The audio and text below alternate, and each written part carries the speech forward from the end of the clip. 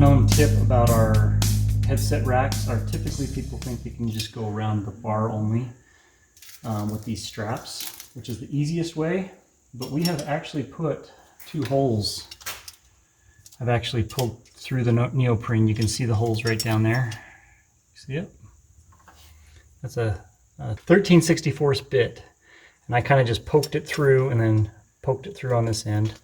And so you can actually put 2 bolts through there in cases like this. So see how I can't get, he's got a rear window that sticks on the inside of the car, so I can't get it on there. So what I'm going to do is I'm going to take the straps off and I'm going to just mount it up right here. 2 bolts.